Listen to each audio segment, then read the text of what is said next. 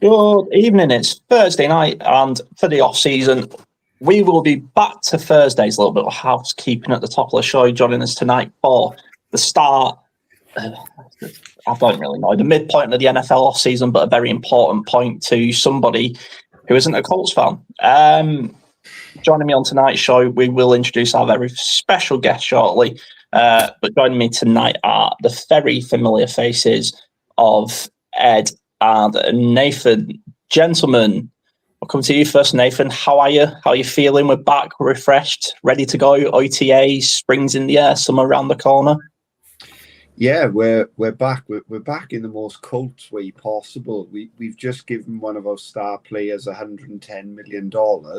We're all really excited to see him back on the field, and he goes to have an ankle procedure, and he's out for 3 months. This is just the most Colts entry to mid-season. But yeah, I'm really hyped. We've got Adam back on. This guy really knows his stuff, and anybody watching is in for a treat. And yeah, it's draft time. I mean, it's exciting. I love the draft. Ed, I guess you're staying up tonight to watch who everyone else drafts, because obviously the Colts don't have a first round pick. I'm not. I'm going to get up early and watch it in the morning, probably, because I get up early anyway. So I thought I save myself and get myself a proper night's sleep and just get up early in the morning and watch it. But yeah, I'm still excited to see, whether or not we're picking first round or not. It's still a bit of excitement, isn't it, to see who's going to do what, and is there going to be any blockbuster trades? And obviously, as you guys always remind me, we can't just talk about the Colts. There are other teams in the AFC South, and 2 of those teams do have first round picks. So we should probably have a little look at who they're going to look at as well tonight. And that's an excellent segue. And joining us tonight to talk us through who his sleepers and slippers of the NFL draft are, who's going high, who's going low, and what the picture is for the college game is Adam from CFB UK. How's it going? I'm good, thanks. And you? As Colts fans, we're all just... This is normal to us to not have a first-round pick, so our draft starts tomorrow. I'm pretty sure we said the same thing last year, it felt like. Just allow others to have the spotlight for tonight. You don't need it. Slip in tomorrow. Yeah. So, Adam, before I let the Nathan and Ed question you and interrogate you about who's going high, who's going low, as you, I guess, are our resident Mel Kiper. How are you? How's the college game? I guess this is like the first year we can look at where the NIL money's crept into the game and it's actually starting to settle. Is it going well? Going well. It's going. It's still an interesting time. I think when I was on 9 months ago with you last July, we talked about it being an interesting time. It's still washing through. I think since I was on, we've got this concept of NIL goes, so we've got some regulation around the NIL, the payments, the name, image, and likeness. Teething troubles with any new system, so that's washing through still. We've got the revenue share that started as well, where college players are receiving some money directly from the colleges, the universities. Mm-hmm. So I think we'll see another season of that all just starting to bed down.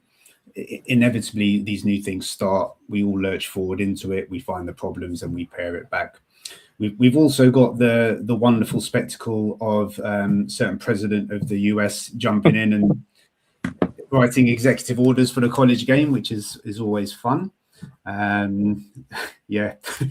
I missed that.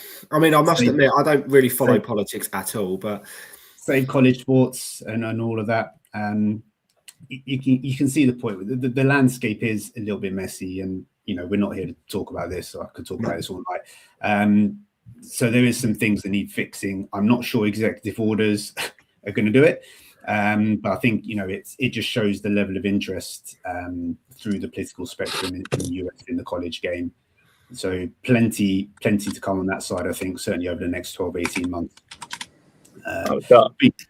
It's a nice break to talk about something else. The draft is always an interesting one for me because it's like your baby turtles going down the beach and into the sea, wave them off into the pros, and then you focus on the next intake. So yeah, it feels like it's we've got spring training, so our season's starting as well. But in a way, it's a nice cap to you finish talking about the last season when those players disappear, and you really do focus on what's coming next. Yeah, I mean, like we say, we've got plenty of time in the off season, so I'm sure we can get you back on and discuss them other things if that's something people are interested in. But for now, let's stick to the important subject of the 2026 NFL draft, which is in Pittsburgh. Yes. Yeah. Always helpful to have it on the East Coast. Yeah, it makes it a little bit easier for the fans staying up. Ed, do you want to go first with a question? Have you got a question for Adam? Yeah, I suppose. I mean, it depends where we're going, really. I mean, are we going to talk about all of the teams where we like where we? So if we start, sorry to jump in, but let's start with the sort of the first round as a general, and then we'll break down the AFC South later, because as we all know, the Raiders are somehow going to mess up Fernando Mendoza at 1. Yeah, I am. Yeah, if we're going to talk about the first round in general, then Adam, I am interested because I know you're an Oregon fan. Obviously, looking at a lot of the mock drafts that are being done, and I've lost count of how many mock drafts I've looked at over the last sort of week or so. It seems to be a lot of Ohio State players going sort of first 10, first 15. How many Oregon players do you expect to go realistically within that sort of first 15 bracket, or maybe first round? And are there any that we should be looking out for in particular? First round, it's not so. The draft in general, it's an interesting year. You've probably heard this elsewhere, where we've got some of those big ticket item positions. It's not particularly heavy at. So quarterback in particular, normally you're looking at your quarterbacks, your offensive tackles, your edges, maybe wide receivers, and you've got your big trophy players. We haven't got too many. We've got loads of them, but not really featuring in the higher rounds. I think the best player in the draft is probably Caleb Downs, a safety, and Jeremiah Love, who's a running back. So it's a strange draft, and I think that's seen in when you think about what's going to happen. We've got Fernando Mendoza locked in as the QB1, who's going to go first off the board. But then where's Ty Simpson, the number 2, going to come? First, maybe second. So there's going to be some strange dynamics. You're going to have teams at the top that have got an early pick and maybe don't need it, might trade out still. So there's lots of weird dynamics like that. Factor that into Oregon. It's not a big year, I don't think, for us. So a lot of our players, for my benefit, stayed. So obviously Dante decided he's going to give it another run. Yeah. Our entire defensive line would have all featured high in this draft have decided to come back. So we're from getting players into the draft, we're in that cycle where not this year, but next year will be very, very heavy, I think, of Ducks players early doors. Ohio State is just a machine. They seem to produce it every year. I think they've got the highest, I can't remember the actual stat in terms of players they knock out that go in the first round. They're leading by a mile. It's just a great program, great history, great coaching staff. So yeah, not a year for Oregon fan. I think Kenyon Sadiq's probably going to come off the board first. Is that going to be late first? Maybe into the second. Depends. I think it's going to be one of those drafts where it's going to be what teams are looking for. Yeah. So that's that position versus actual need, and the value trade-off there. So it'll be really interesting to see what happens this year. Nice. Yeah, sorry. That was so my quick question, I suppose. I mean, we could sit here for 10 hours as blokes on podcasts do and discuss random NFL players and potentials and all that jazz. But with Mendoza being a lock at 1, is it a case he is a number 1 overall talent like I guess your Stafford, your Lux, your Mannings, or is it just the Raiders need a quarterback and he is the best quarterback of the class? Yeah, it's an interesting question. If he would be going next year, which is going to be a deeper QB draft, what would happen? I think he has got a unique blend of the physical traits, what he can do, plus this amazing supercomputer between his shoulders in terms of his processing and the decisions he makes. He's already got all of those leadership traits as well. You see how he carries himself, how he acts on the field. And you think someone with that level of intellect, actually, they're going to not really want to do the mucky stuff and, dive head first in on a 4th and short. But he was doing that in the Natty as well. Yeah. He's not afraid to do that. And he's got that arc a little bit like a Cam Wardway. I think he was a 2-star recruit out of high school. He was no way. I think Cal drafted him the week before the high school signing day. So essentially, there's a day in high school where you figure out where you're going, you pick, and there's one day where they all sign. He didn't have a top school to go to until like the week before. So he got into Cal, did a really good job there over a couple of seasons, moved to Indiana, and we all saw what's happened over the last 2 years. There's a lot of value in that growth and that development story rather than maybe doing it straight away. So I think it's fair to say he is that good. Even in a deeper pool, I would have expected him to be up here anyway. Yeah. But I'm sure you've all seen the rankings table just to prove the point.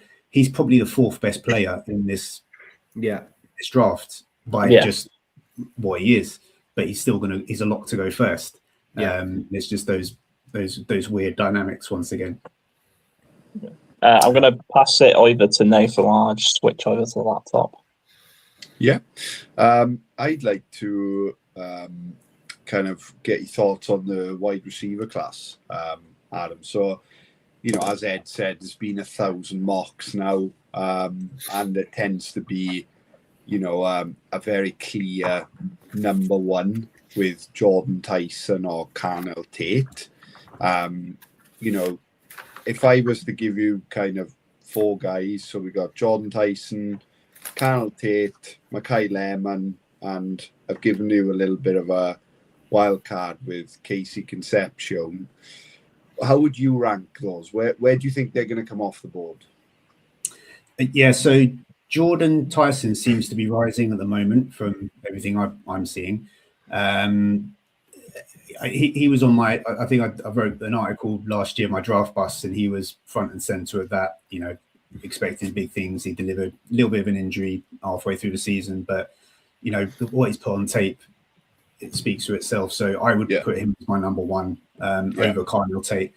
Nothing wrong with Carnell Tate. I think he'll be a very close second. But just for me, the way I would order them, I'd do it that way. He's had a great time at Ohio State in terms of what he's delivered. I just maybe took a bit of a preference for Tyson.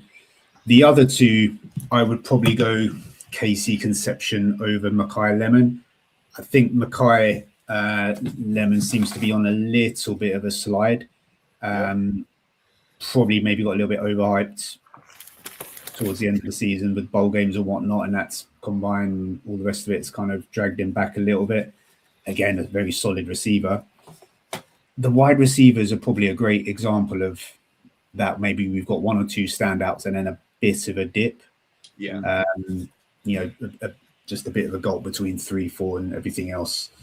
But yeah, a team may just jump in and decide there's something they really like about Mackay Lemon and take him early, but I'd probably put it in that order, personally. I mean, it's interesting with Lemon, isn't it? He's kind of getting like auto-drafted to the Rams. Like every mock I see, Lemon's going to the Rams. And I mean, sometimes they haven't fallen a little bit. And then, kind of Omar Cooper Jr. comes in as well around that kind of range. But just really interested to see as well. If you're, I do like Omar Cooper Jr. actually as a player. One of I'd call him a sleeper, I suppose I would have brought up was him, in that I think there's more there than there's been spoken about. And he was awesome in Indiana. But, I had to painfully watch him against us twice last season. So too close to that one. I mean, the big news of the last kind of 72 hours has been Snacks moving to Cincinnati, Snacksby and Dexter Lawrence, defensive lineman of New York Giants. If you're the Giants, who are you taking at 5 and 10 overall?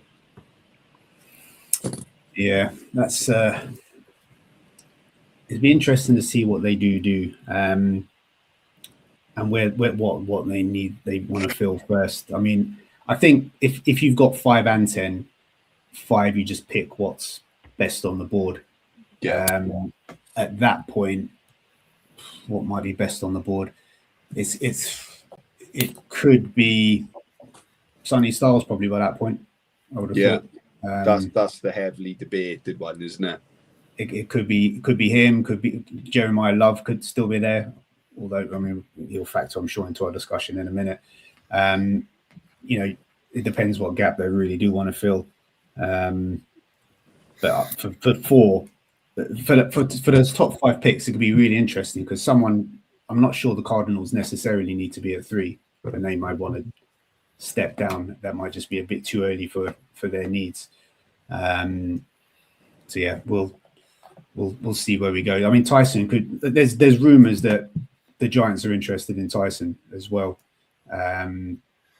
Would you take him at 5? Sorry, probably not. So maybe you wait around for 10. Yeah. Nice. No, it's interesting. Be interesting. But the one that really, I mean, you know, the one that really interests me is that number 4 pick again for the Titans, because it's going to be one of them real dilemmas where, you know, they've got their needs, and on paper, for me, their needs, you know, an edge with David Bailey might be there, but then Jeremiah Love might still be on the board. And I wouldn't have said they needed necessarily a running back with any urgency, but there's the best one on, you know, a generational talent potentially is there. So what do you do? I'm just going to come in here. I mean, it sounds like we're getting into Tennessee's picks. I've had this inkling, and I don't know why, and I've seen it. I thought I was on something, but now I've seen, I think Daniel Jeremiah and Peter Schrager may have both mocked him there. I don't think Robert Saleh let Sonny Styles get past him at 4. I really don't see that happening. I know that I think the Titans have got needs pretty much everywhere. That's not a dig. That's just a fact. And I think that Jeremiah Love, I know he's the better player. I just don't think that Robert Saleh can leave Sonny Styles sat there. He's just had a year in San Francisco with the best sort of middle linebacker in all of football. Even when he was at New York, you know, they were a pretty shambolic team, but the defense was always good.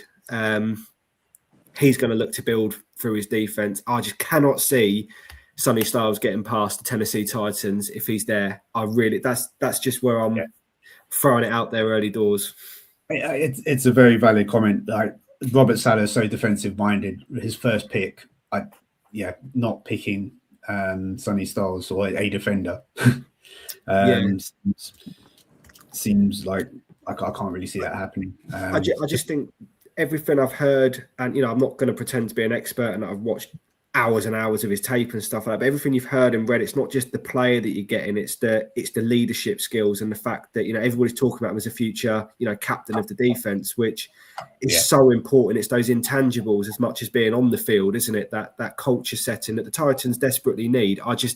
I really think he could be a cornerstone, unfortunately for us, for their defense for a very long time if they do draft him. And I just don't think Saleh walks past that. That's just my personal opinion, obviously based on nothing but my own thought process. It's a fair challenge, and you know, he's a senior. He's played 48 college games, so you're getting a lot of experience. You know, you're getting in a lot of Big Ten experience as well. So you know, and he's been through the Natty Championship. He's seen all of that. You know, there's a lot there you're getting, as you say, aside from the physical, the tangible side. So yeah, that'd be really an interesting one. I mean, the other person I thought of in that number 4 slot to fill the other side of the need would be Marigoa, an offensive tackle. But again, you run into that same issue where is Saleh really going to take an offensive player off the board that early? Especially where he's got that pick in round 2. I don't think that's beyond the realms of possibility. You know, they have to protect Cam Ward. You know, that's he's their guy. You know, and if you look, I don't think that's beyond the realms of possibility to go in and take a player to, you know, like that to protect Cam Ward. I just in my head I just cannot get Salah and defense out of my mind. That's just my thought process. You know, I don't know. Hand in hand. What do you think, Nath and Harrison, with the Titans? So, go on, Harrison, I'll go after you.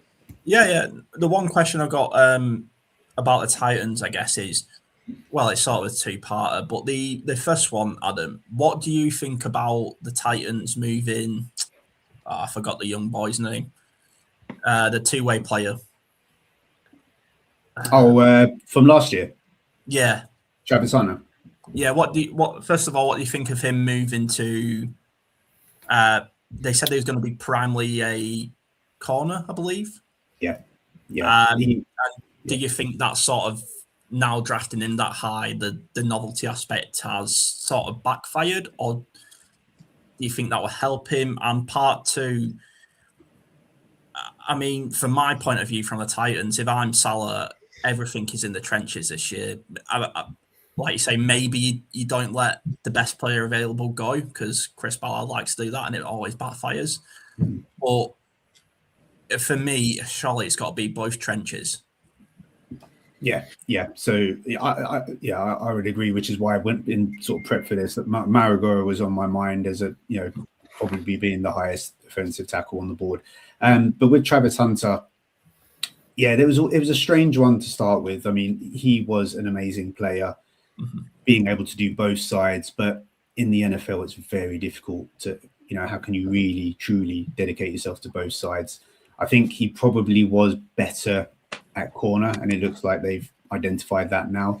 Who knows with the injury he suffered? Could it have been maybe a bit of overuse, trying to do too much? Maybe that was nothing to do with it. But I think for his own development, focusing on being a corner that can be wide receiver 4, or you know, occasionally on trick plays or whatever, come in and do a job at wide receiver will be to his benefit. You can just focus on one position, and then maybe there's just a few plays in the bag where you put him on, cause some chaos for the defense. That's probably a better long-term solution than trying to sit in 2 meetings. Yeah, I just don't understand how the practicalities are going to work in an NFL locker room.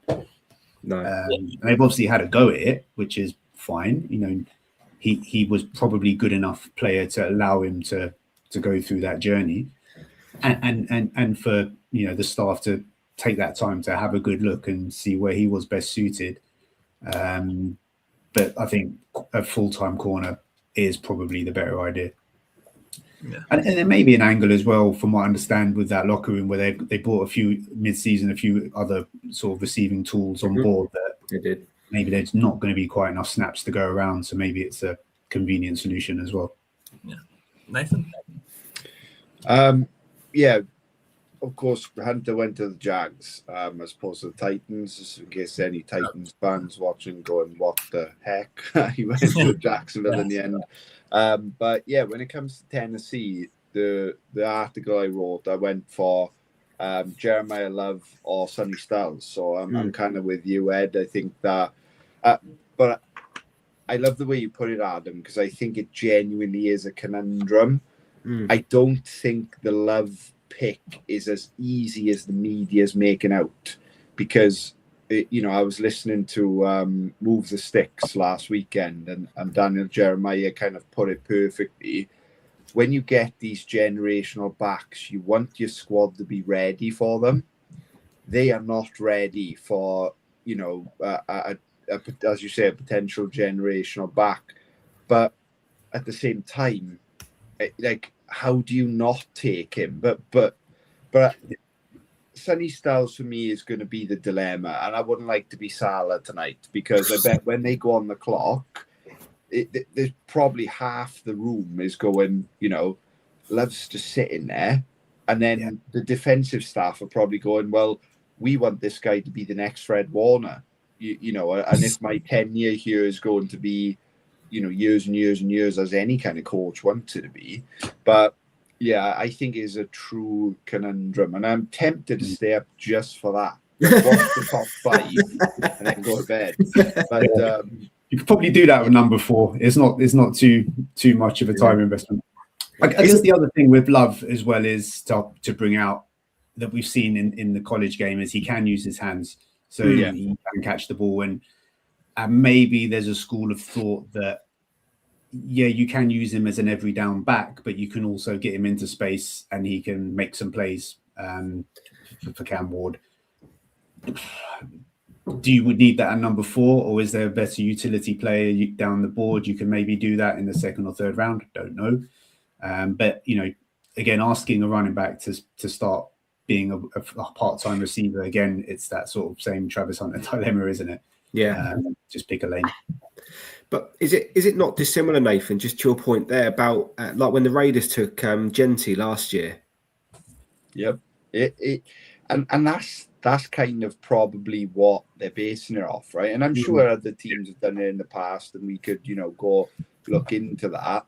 I mean, you could argue that the media reaction to Detroit taking Jahmyr Gibbs, they wrote them off for that, and Gibbs is the best back in the league by a mile now, in my opinion. But Ed, I think you're spot on. Sorry, mate, I've got Jonathan Taylor on the phone. He wants a word. I think you're spot on. It is the Genty thing, but you know, to Adam's point, when you look into Love, even at a kind of higher level, you see coaches saying that he could have declared as a receiver. You know, that's how good his hands are. Yeah. So would you want to give your young QB that option? You know, the dump off option, the screen option, the put Love in the slot on 3rd down and kind of, you know, get creative. It's going to be fascinating because I think if I'm a Titans fan, I've kind of already bought my Love jersey. You know, I'm that in on it. But that's not really how it goes sometimes, you know. But again, I know we need to move on, obviously, but as good as him and Ward could be together, if they're getting beaten up week after week after week after week, you know, that's a lot of tread that's going to be on their ties, isn't it? You know, it's a very difficult one. I know what you're saying. Like, as a fan, you want the shiny offensive weapon, but with your smart head on, Sonny Styles to me has to be the pick for Tennessee if he's there. It just, I don't know.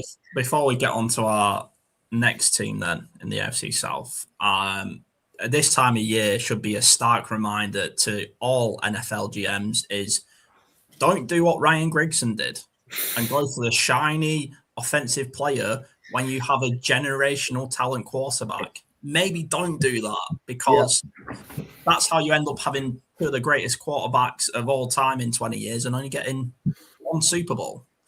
But I'm still not sour about it. Anyway, on to the next team.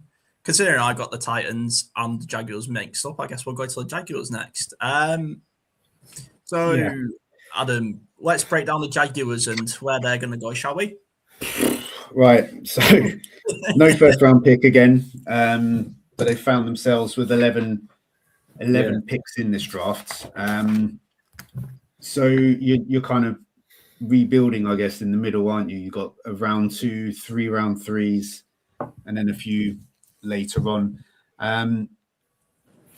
Last year, I don't think was a complete disaster. No. So, you know, there's a good base to work with. So I kind of saw it as using those mid-round picks just to consolidate in certain places, thinking about an edge, maybe a defensive tackle, maybe a running back as well in there.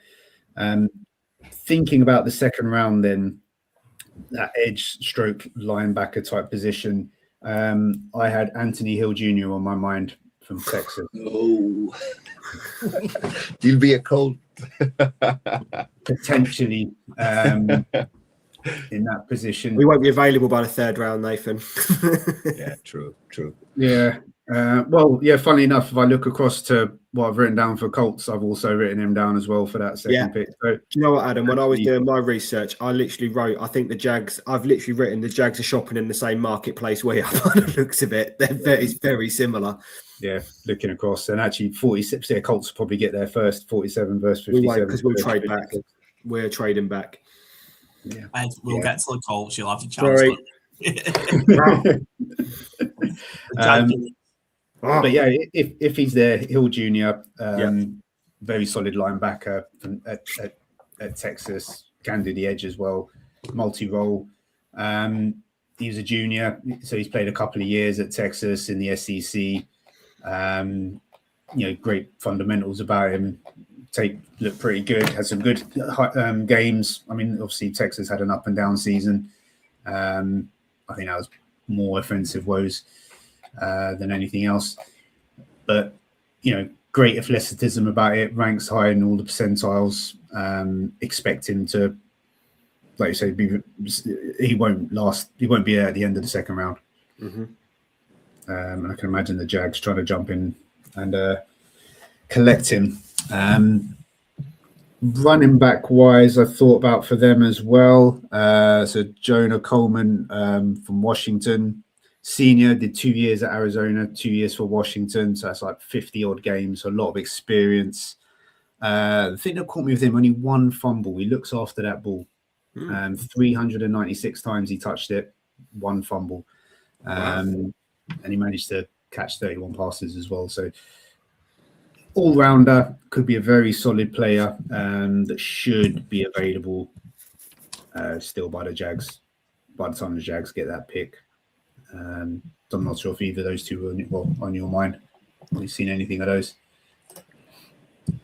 I mean, I just said I similar thoughts. There's a couple of players I did write down. I just wonder what everyone's thoughts are, though, with those round three picks that the Jags have got.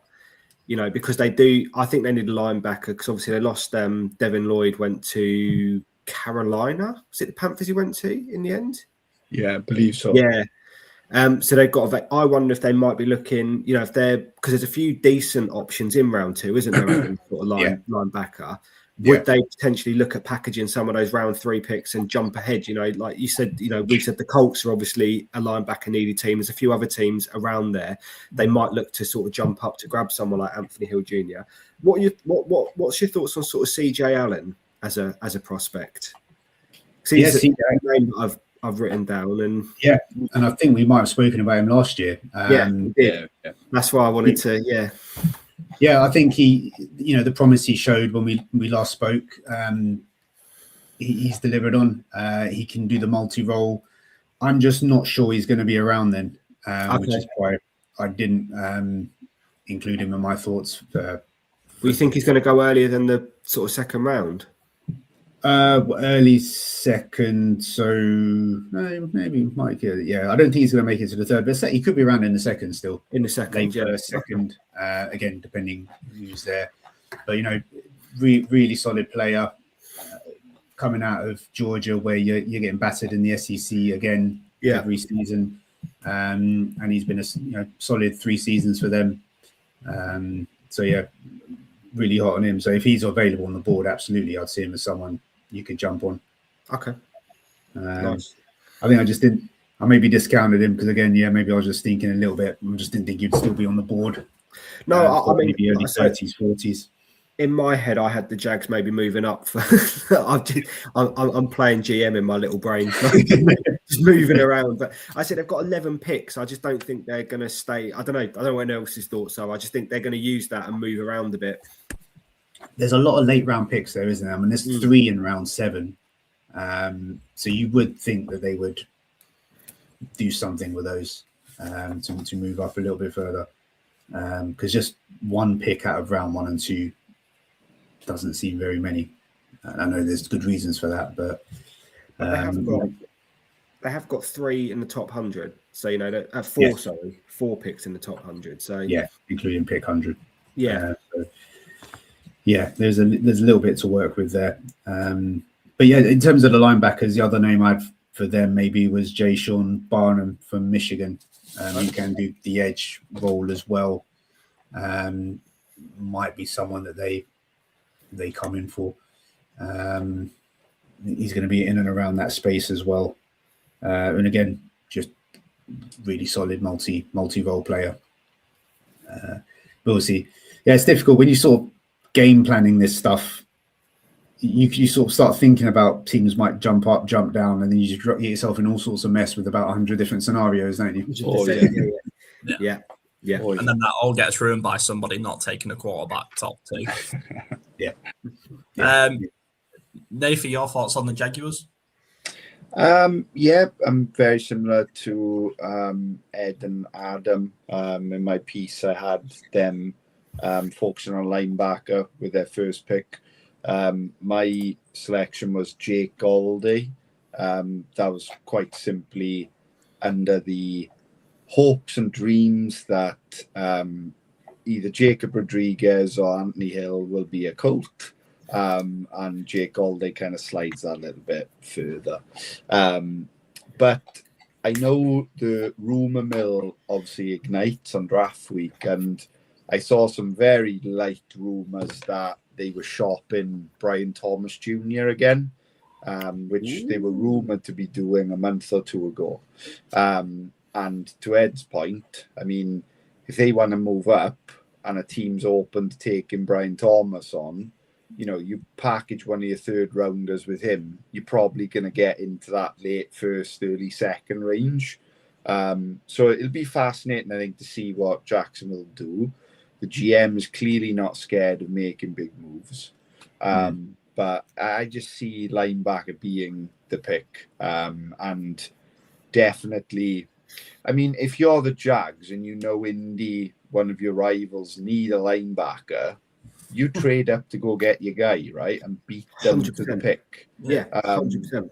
And I think it might be fascinating tomorrow to watch that Anthony Hill name tag. Just be like, where's he actually going? Is he going to fall into Ballard's lap like, you know, every year players do? But yeah, it'll be fascinating, I think, for Jacksonville. And I mean, you know, what team wouldn't want 4 top 100 picks? I know I'd certainly want that. Yeah. Careful what you wish for, Nathan. With Chris Ballard, that'd be 96 to 100. Adam, quickly on the Jags then before we move on to the Texans.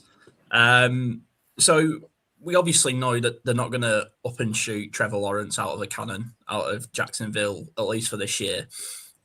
Sort of the two-parter, I guess, could you see, do you think Cohen's got his guy with Trevor Lawrence? Do you think maybe there was a bit of a, it wasn't, I guess nobody's going to be too happy with a throwaway in the playoffs, but he seemed to be getting a bit annoyed with his mistakes maybe. I guess, could you see him taking a quarterback maybe with one of them late-round picks as a bit of a cancer? Why not?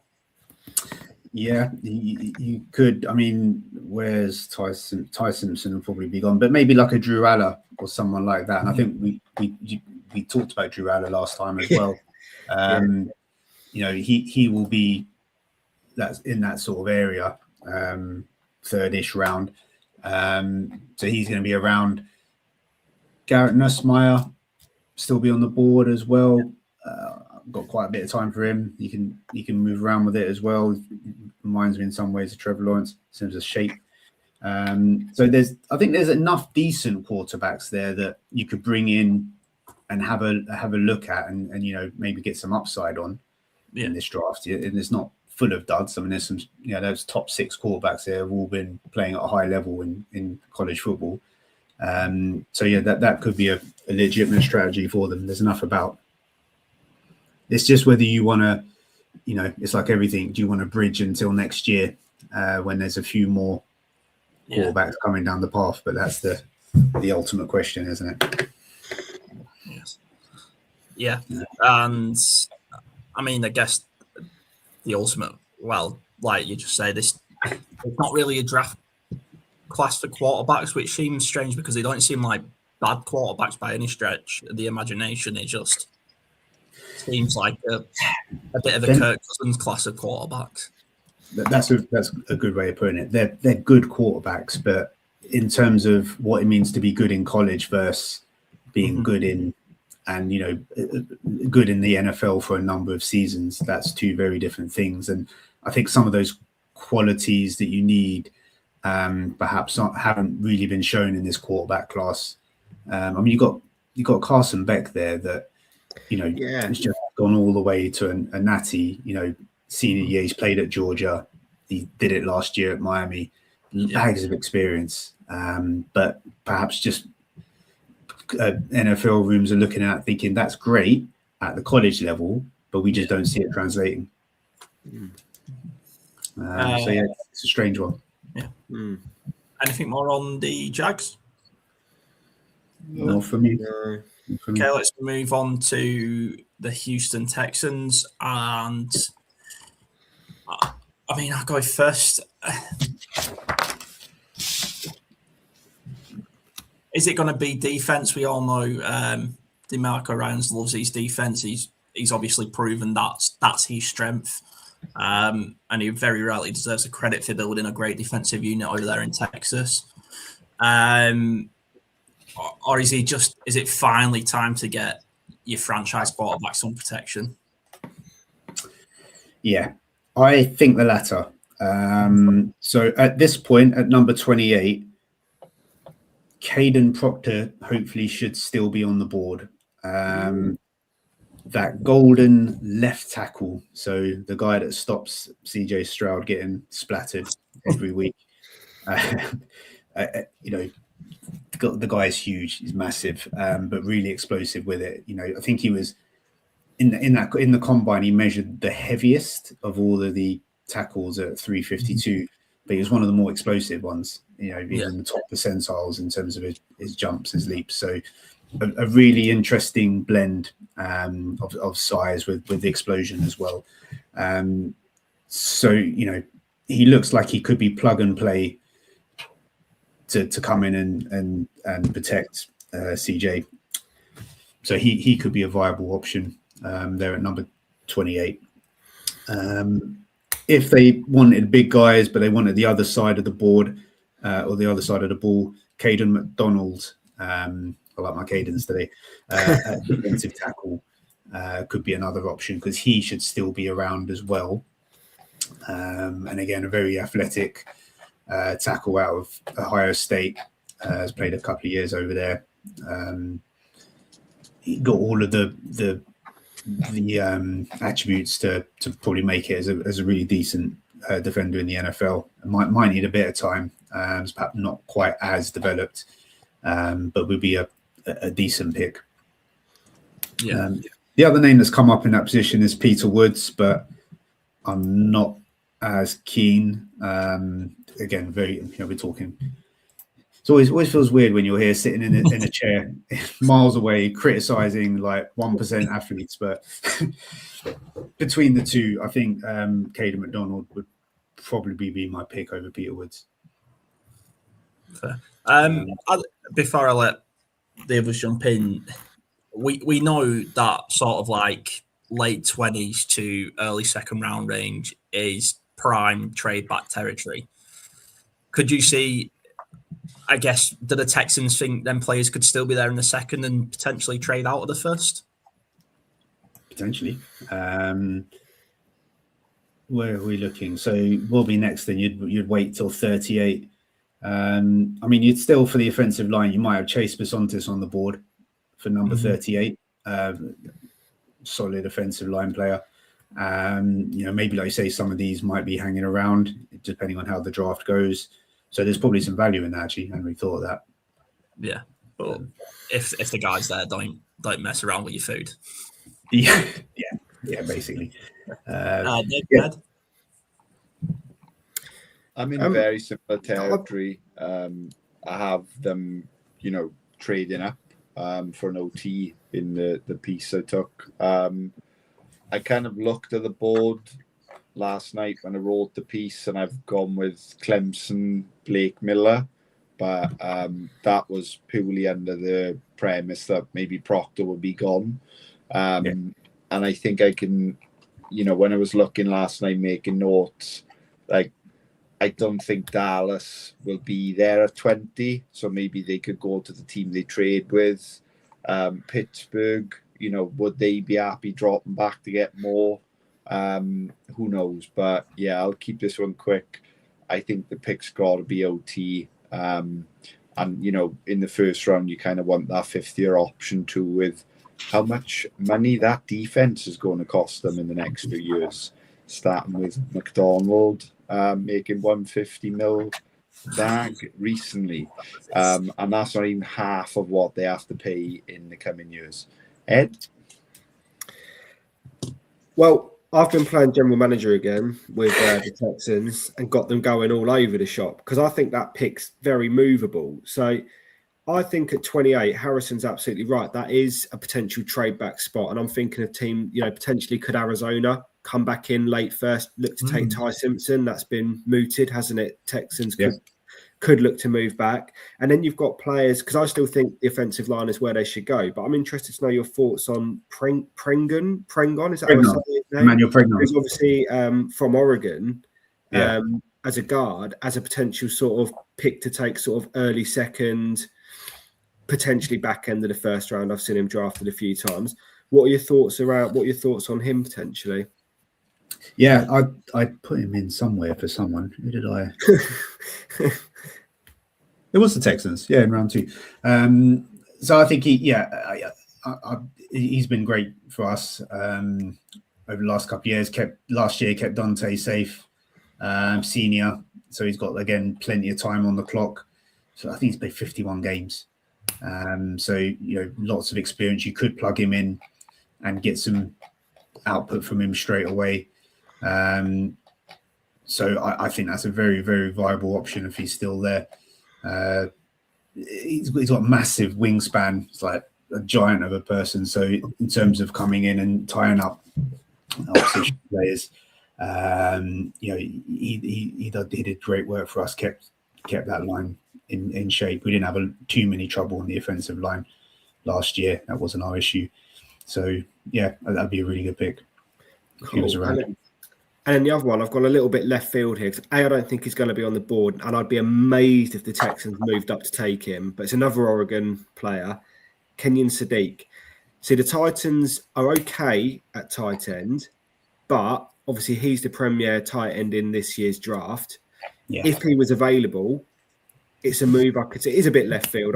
I'm going to say it, but it is a move that the Texans could do. Sorry, what's your kind of thoughts on him as a player, and how's he going to translate to the NFL? I think that's the key question. He was awesome in college on both sides of the ball, blocking. He was just built to that role. Got us out of trouble. So many big plays. It's just with all of these guys, does that really translate into what an NFL team wants?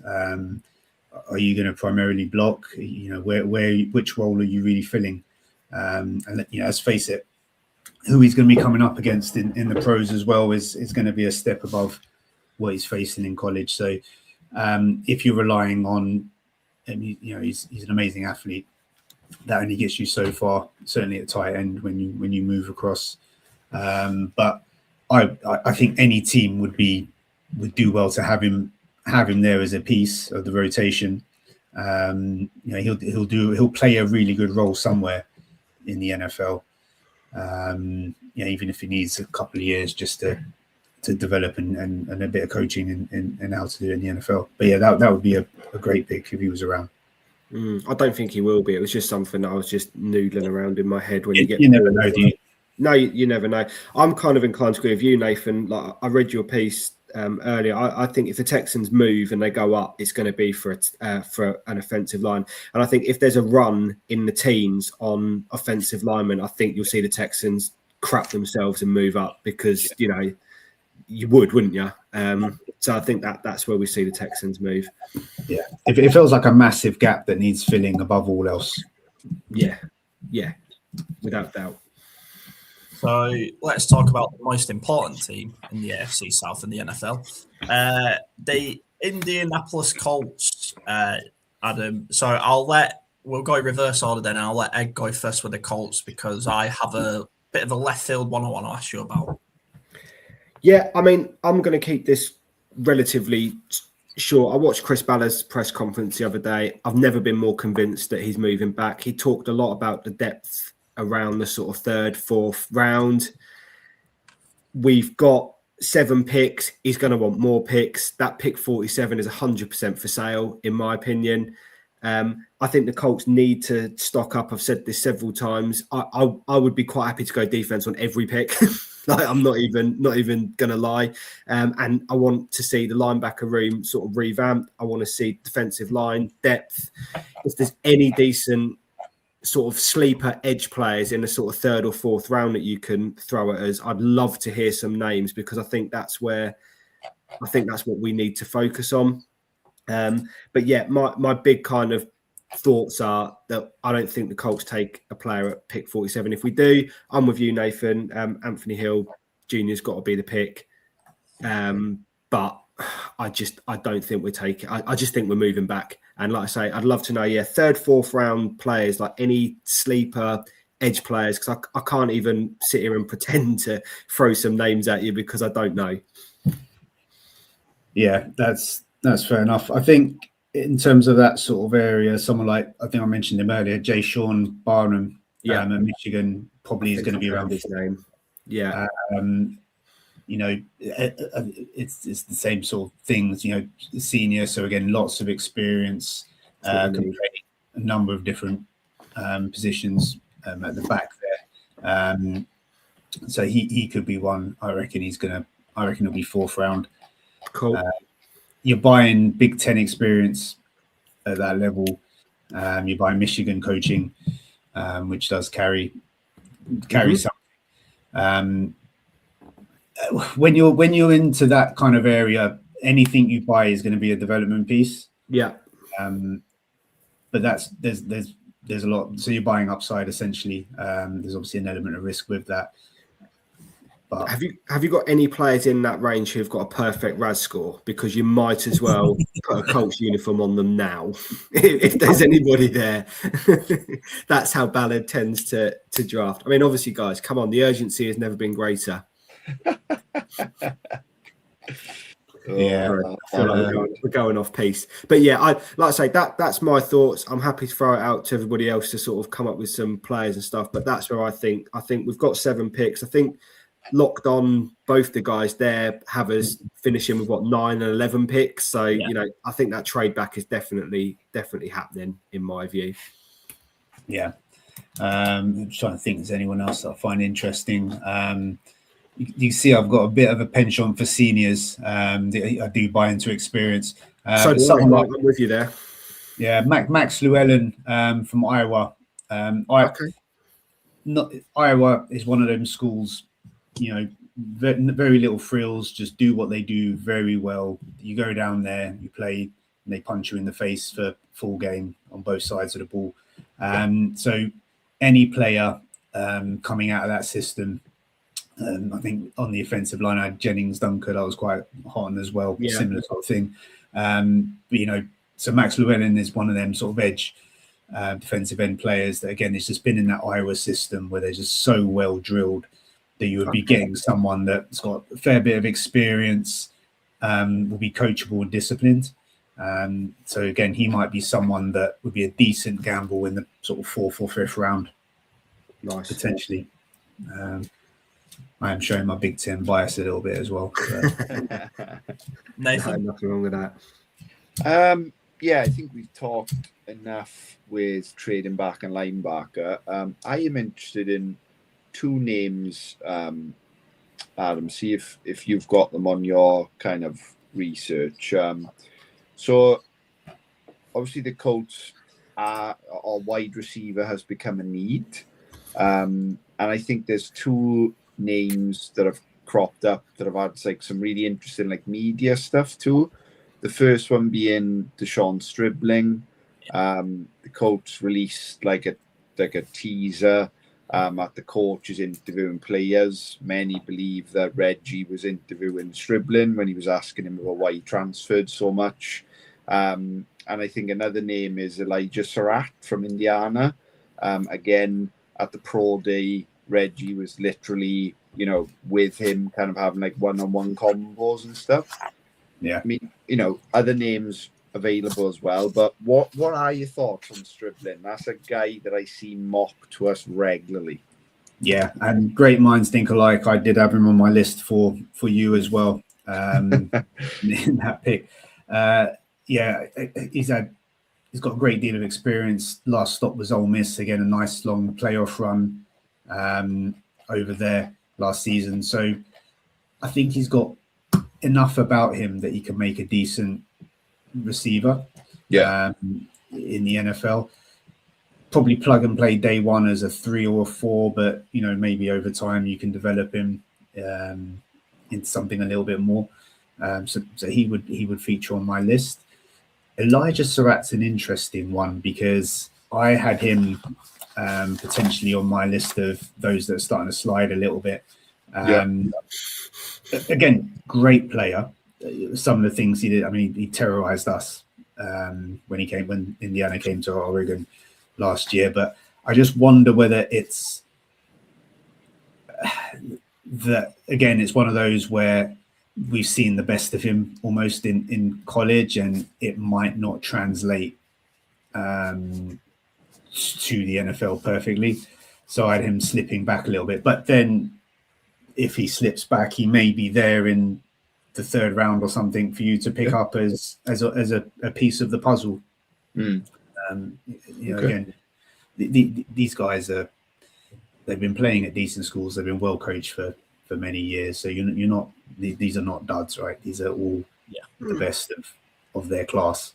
So there's merit in all of them. A really quick one before we wrap it up as well. Chris Brazzell out of Texas.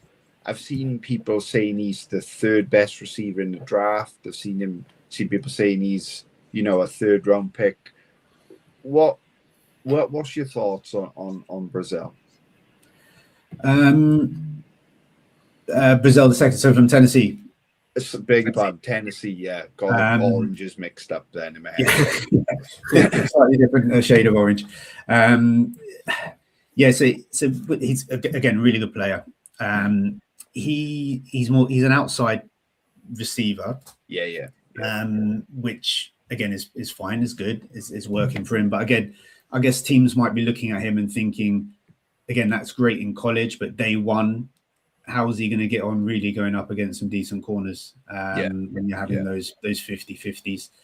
So that, again, you don't necessarily expect that on day one, but maybe not day one plug and play. So that might drop him a little bit. But again, a decent weapon that could be potentially developed.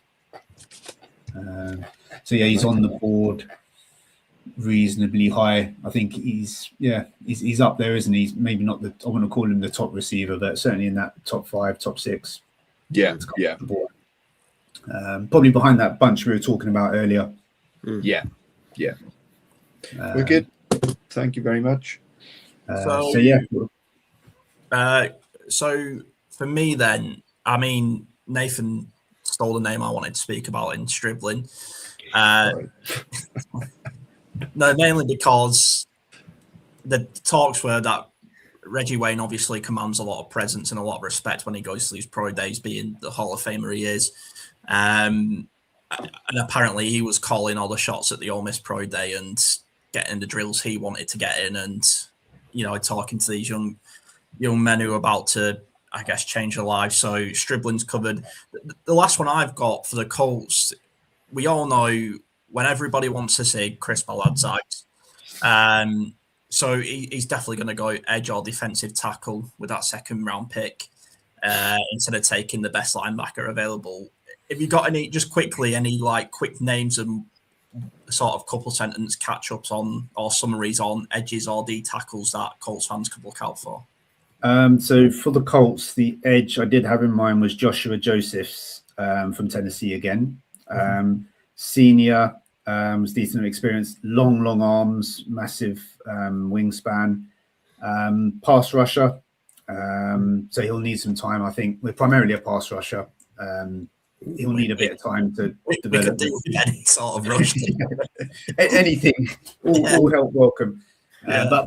But I think that would be seen as his primary characteristic. So he'd need to level out a little bit. That's how he's been used. But he was someone I thought that could feature for you guys. And another one to chuck out there, Malachi Lawrence from UCF, been playing in the Big 12. Again, probably primarily a pass rusher, but again, could be one of those that develops into a broader four down player across the spectrum. So there'd be two to keep an eye out for. Excellent. Before we let you go, Adam, I have a couple of questions for you that are not so serious. But Ed, Nathan, anything else? No, I'll let you get on to the fun stuff. Yeah. Well, first of all, everyone watching and listening to our content, it's been amazing. This is the second year of Southbound. So I just want to say, thanks to everyone for coming along for the journey. It's great fun. It's good fun when you're winning. It's not so much fun when you're losing. So, Adam, again, first of all, thanks for your time as always. And I'm sure we'll have you on again at some point to talk about more young men entering the NFL and achieving their dream. But first of all, and sort of like my first question is, what's going to be the Aaron Rodgers moment of this draft, or the Eli Manning moment of this draft, or what's going to be the big talking point of draft night tonight? Yeah, I'm not sure really anything that in the same sort of vein, but maybe where Jeremiah Love ends up going will be the obvious talking point, and how we square that circle around positional need versus value, versus draft value, and how teams crack and how that shakes out. I think Jeremiah Love's going to be the poster boy for that, so it'll be interesting to see. And then that will set the tone, I think, for everything else. And I mean, I know it's different because it was quarterbacks, but you have to forgive me. I can't remember who the Titans drafted after we drafted Richardson. I can't remember his name. Oh, Will Levis. Yeah. Could you see maybe, obviously not quarterbacks, but a situation where a Jeremiah Love ends up falling out of the first? Obviously, probably not. Someone will take a gamble, but can you see a first round lock just falling out of the first? You never know. There's been, I don't buy it, but if we suspend reality, obviously Ruben Bain Jr. is in there at number 3, an edge from Miami. But we've got this fake, we haven't talked about it actually because it hasn't really come up, but the infamous short arm syndrome, where his arms are under 31 inches and it's a massive issue. Yeah. So, that's the silly thing. 1 second, as an Everton fan, Ed knows all about people with short arms. Wow. England number 1. It's a bit of a problem for some positions. Wow. But there's a little bit of noise around a car accident that happened in his personal life, and a situation around that, which all the teams know about, everyone knows about. But I think there were some agents chucking it around, maybe to cause some noise and disruption.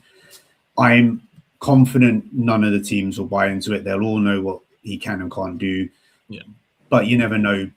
It could be something that impacts him, and we see that slide. But you never know. And looking down it, it's difficult to see where else that's going to happen. I'm not sure where the Shador Sanders of this year comes from.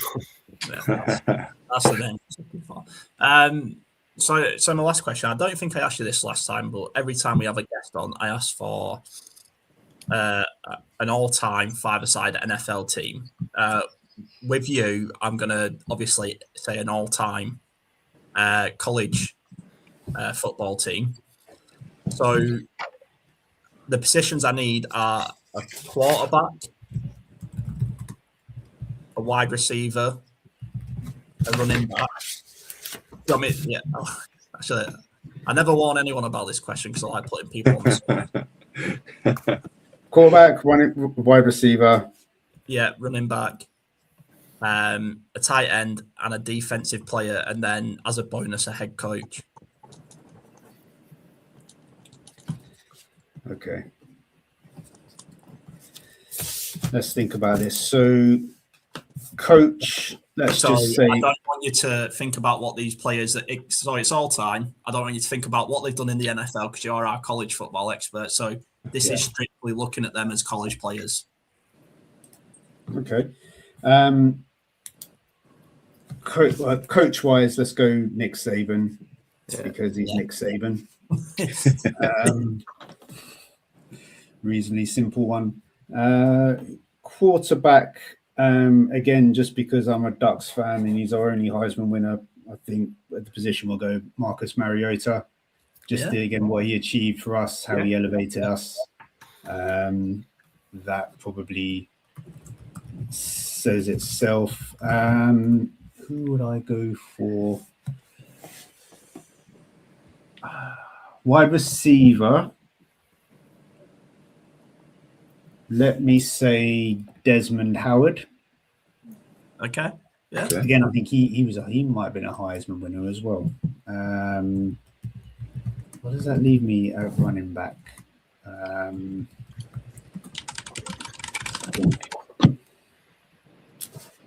What do I do for defender as well? There's so much choice. This is the problem. Just because he's fun for running back, just because he's fun, and because of everything that we went on, I'm gonna go Ricky Williams. All right. Just because it was hilarious. Let me think. What am I missing? I'm missing a tight end. Tight end and a defensive player. So again, you just sort of you think of a name and then you think, no, I can't possibly do that. Who are we gonna go with? Tyler Warren. Let's go for Kyle Pitts. Yeah. And defenses. Blimey. I can't think of a defensive player now. It's amazing how your mind goes when you're under pressure.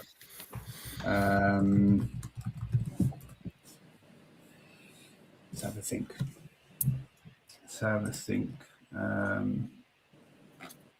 And then you start getting confused between what was college and what was NFL.